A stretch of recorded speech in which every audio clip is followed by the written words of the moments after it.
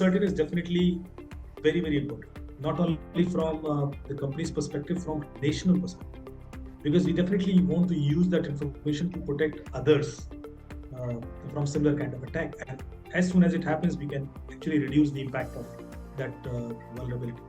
So this is really, really, really important. That's why it is made mandatory. That's why it is expected every company will have a data protection officer. And the data protection officer will have the checklist ready whenever there is any incident takes place. You have to inform to these set of bodies, including certain, immediately, so that this information can be percolated to other similar organizations timely, and proactively we can take some measures to stop proliferation of this attack. So I think this is something which should be taken very seriously. Otherwise, unknowingly, if you are hiding that incident, unknowingly you are making it big or bigger for the nation, national assets. I think that is really serious. So I'll go with that provision. I think it is required. There's no other way. Nobody can predict. Nobody can dream that these kind of vulnerabilities will come in future. So the only way out that we need to treat security as a mutual responsibility. Security cannot be achieved in isolation.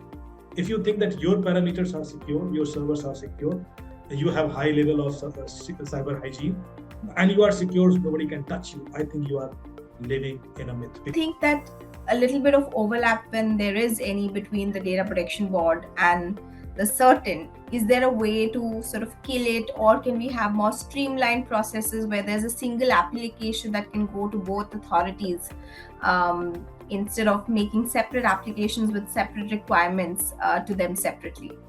Both entities are different. Data Protection Board is not doing any investigation. Data Protection Board is not creating guidelines for incident response. Data Protection Board is not having any responsibility of informing you for any kind of incident.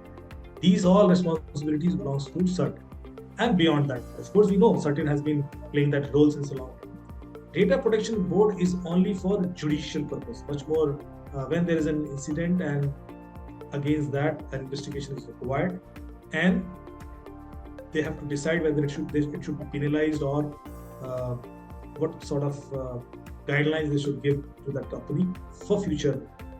They can even absolutely waive them off of the situation and give them some guidelines that you need to add on these compliances or add on these provisions for your security posture.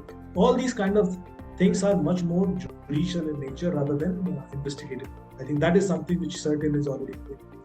And Data Protection Board will act only if there is a complaint or if there is any someone who is actually going against any certain kind of data breach. They may not be taking any such thing suo moto or going against someone. I think that is something which we need to understand. CERT is also involved in many other forensic activities also in nation. They also directly work with other judicial officers. There are forensic investigations in different kind of cases in Supreme Court and High Court, and they seek help from certain labs. There are multiple labs also, and forensic labs, of course.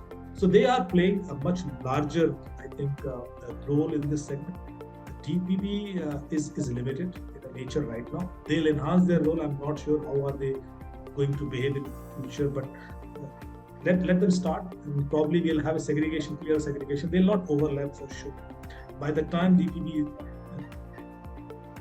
comes up with a more mature body, I think we need to rely still on CERT for most of these.